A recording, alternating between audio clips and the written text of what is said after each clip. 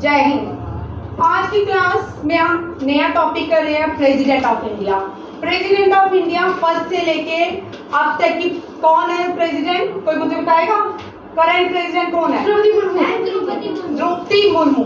द्रौपदी मुर्मू तक जितने भी प्रेसिडेंट है कहाँ रहते थे, किस किस कमेटी के हेड बने, उनके टाइटल्स क्या थे, निकनेम क्या थे, ये सारे क्वेश्चंस हम करेंगे। ये जो आज का एग्जाम कर रहे हैं ये RIMC RMS सैनिक स्कूल के लिए बड़ा इंपॉर्टेंट चैप्टर है।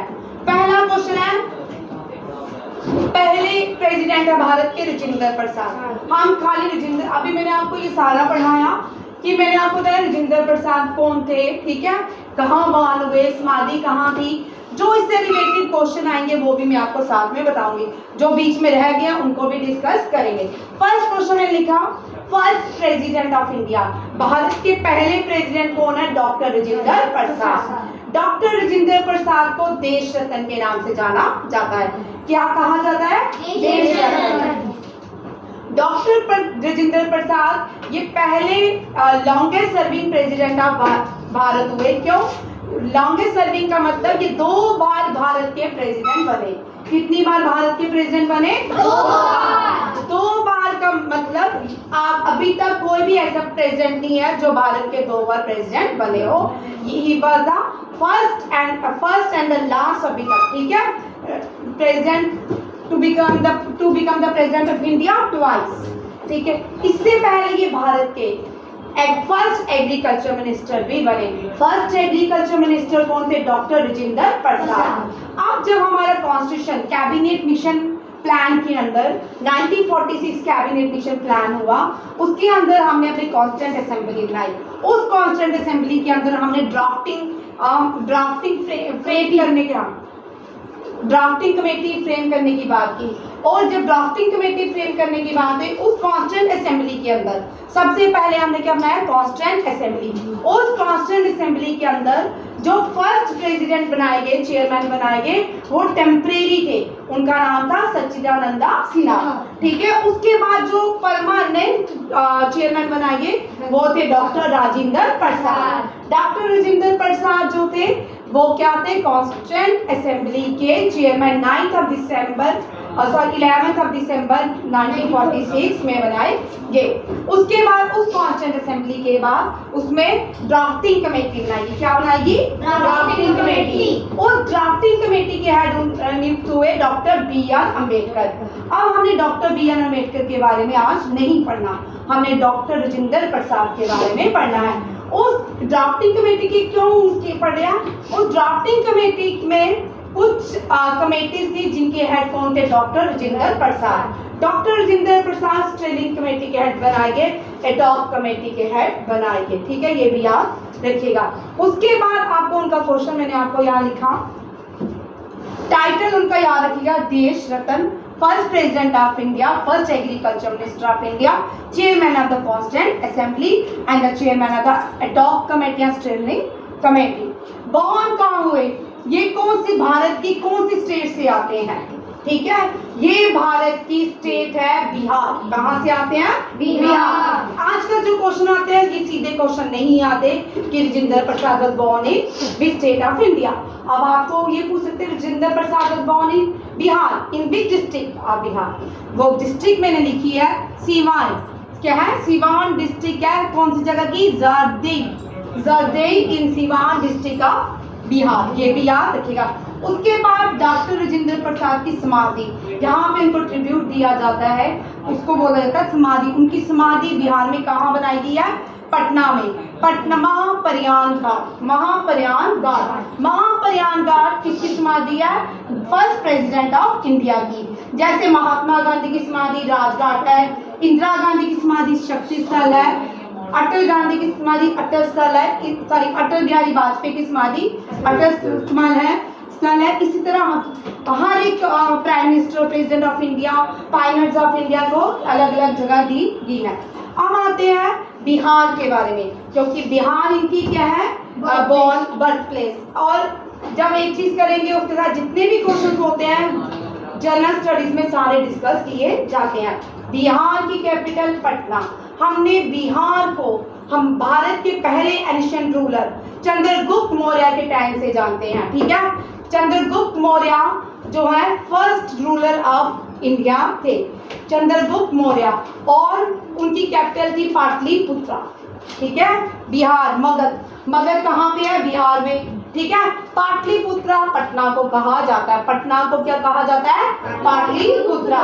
और इसी पाटलिपुत्रा के अंदर भारत में आपको याद रखना है सबसे बड़ी, जब भारत था एंशिएंट इंडिया की बात कर रही हूँ, ना कि मेडिवल इंडिया की, ना कि हम मॉडर्न इंडिया की बात कर रहे हैं। जब ये पूरा इंडियन सब कॉन्टिनेंट था, इंडियन सब कॉन्टिनेंट मैंने आपको बताया क्या होता है जी, यहाँ पे अफगानिस्तान, पाकिस्तान, बांग्लादेश, श्रीलंका, मालदीव, नेपाल, भूटान, चाइना, म्यांमार, और ये सारी जो कंट्रीज हैं, ये सारी कंट्रीज मिलके इंडियन सब कॉन्टिनेंट बनाती हैं। क्या बनाती हैं? इंडियन सब कॉन्टिनेंट बनाती हैं। इंडियन सब कॉन्टिनेंट को ये एशिया का कौन सा हिस्सा है? South Asia. कौन सा है? South Asia. अब यहाँ पे इस इंडियन सब कॉन्टिनेंट में पहले भी एक सबसे बड़ी यूनिवर्सिटी थी, नालंदा तो इस तरफ आ गई, और वहाँ पे जहाँ पे नॉर्थ वेस्ट प्रोविंस जिसको आता है पेशावर, पेशावर में तक्षशिला थी। कौन सी थी? तक्षशिला। तक्षशिला यूनिवर्सिटी जो है राजा रामचंद्र के जो ब्रदर थे भरत, उन्होंने बनाई थी। किसने बनाई थी? भरत ने तक्षशिला यूनिवर्सिटी थी। यहाँ पे बहुत सारी लैंग्वेज पढ़ाई जाती थी। यहाँ से सेंट्रल एशिया से भी लोग पढ़ने आते थे, बहुत अलग अलग जगह से लोग पढ़ने आते थे। और ये जो तक्षशिला है अब कहाँ है? अब ये र्यूंड हो चुकी है, तबाह हो चुकी है, डैमेज हो चुकी है। अब ये कहाँ पे है? पाकिस्तान के पेशावर में। और ये क्या है, अब इसका कोई भी इतना नहीं है जैसे। और इसी तरह इंडिया में इस तरफ वाली जो यूनिवर्सिटी थी वो नालंदा यूनिवर्सिटी थी। नालंदा यूनिवर्सिटी को किसने बनाया था? कुमारगुप्ता वन ने। किसने? कुमारगुप्ता वन ने। और ये जो यूनिवर्सिटी थी ये डे बोर्डिंग थी। यहाँ से चाइनीज पिलग्रिम, चाइनीज स्कॉलर्स आते थे पढ़ने, ठीक है। चाइनीज लोग भी पढ़ने, चाइनीज स्टूडेंट्स भी पढ़ने आते थे, और फिर ये स्कॉलर्स बनते थे, फिर भारत का एंशिएंट इतिहास उठा के चाइना में ले जाते थे। और यहाँ किसकी पढ़ाई के लिए? भगवान बुद्धा के बारे में जानने आते हैं। किसके? लॉर्ड बुद्धा। अब हमें जानना है, अब हमने राजेंद्र प्रसाद पढ़ लिया, बिहार पढ़ लिया, बिहार पढ़ेंगे तो बुद्धिज्म के बारे में तो पढ़ेंगे ही पढ़ेंगे। लॉर्ड बुद्धा, लॉर्ड बुद्धा कहाँ से आए? लॉर्ड बुद्धा जो है ये नेपाल लुम्बिनी नेपाल में बॉर्न हुए। कहाँ बॉर्न हुए? लुम्बिनी नेपाल। और ये कौन सी क्लैन से थे? मैंने अभी आपको कराया, शाक्य क्लैन से आते थे। जब उनको लगा कि अब जब उनको ये बड़ी स्टोरी है, इसको बाद में डिस्कस करेंगे। इनका ओरिजिनल महात्मा बुद्धा का नाम, ओरिजिनल नेम क्या है? सिद्धार्थ गौतम, ठीक है। गौतम बुद्धा के नाम से हम इनको जानते हैं। इसके बाद जब इनको एनलाइटमेंट हुई, एनलाइटमेंट एक ट्री के नीचे, उस ट्री को बोधि ट्री कहा जाता है। और वो जो बोधि ट्री है बिहार में, कहाँ पे है? बिहार के बोध गया में। कहाँ पे? बिहार के बोध गया में, ठीक है। इसके बाद बिहार में बहुत सारी चीजें थी, ठीक है। हमने यहाँ पे बुद्धिज्म की 4 काउंसिल्स हुई, बुद्धिस्ट काउंसिल्स हुई। पहली जो बुद्धिस्ट काउंसिल हुई राजगीरा में। कहाँ पे हुई? राजगीरा। दूसरी विशाली में, तीसरी पाटलिपुत्र में और कश्मीर में, ठीक है। ये आपको मैं जब डिस्कस करूंगी पूरा बुद्धिज्म, वहां पे बढ़ाऊंगी कौन कौन से राजा के अंदर कौन कौन से प्रेसिडेंट बने, और कौन कौन सी बुद्धिस्ट काउंसिल कहाँ कहाँ पे हुई, कौन कौन सी डिस्ट्रिक्ट में पूरा एक्सप्लेन करेंगे, ठीक है। राजगीरा फर्स्ट बुद्धिस्ट काउंसिल हुई, सेकंड विशाली हुई, थर्ड पाटलिपुत्र हुई, फोर्थ जो है कश्मीर में हुई, ठीक है। अब जो बुद्धिज्म है, अशोका, बुद्धिज्म करेंगे तो अशोका भी करेंगे, ठीक है ना। अशोका ने हमारे नेशनल एम्परर, हमारे नेशनल सिंबल्स, हमारे भारत के कॉन्स्टिट्यूशन के अंदर 70 नेशनल सिंबल्स हैं। उन 70 नेशनल सिंबल्स में से हम एक सिंबल जो हमने बिहार के सारनाथ से लिया है। कहाँ से लिया है? बिहार के सारनाथ से। और बिहार के सारनाथ से कौन सा सिंबल है जो हमने लिया है? National emblem. कौन सा? National emblem. इसको लॉइन कैपिटल ऑफ अशोका भी कहा, इसको हाँ, इसको क्या कहा जाता है? Lion capital of Sarnath. क्या कहा जाता है? Lion capital of. और नेशनल एम्बलम को लॉइन पिलर भी कहा जाता है। कितने लॉइंस होते हैं इसके पीछे? ये भी याद रख। Mahabodhi temple the UNESCO world heritage site of India. UNESCO world heritage sites जो है यूनाइटेड नेशन डिफाइन करता है। यूनाइटेड नेशन की एक बॉडी है। क्या है? यूनाइटेड नेशन की एक बॉडी है, ऑर्गन नहीं।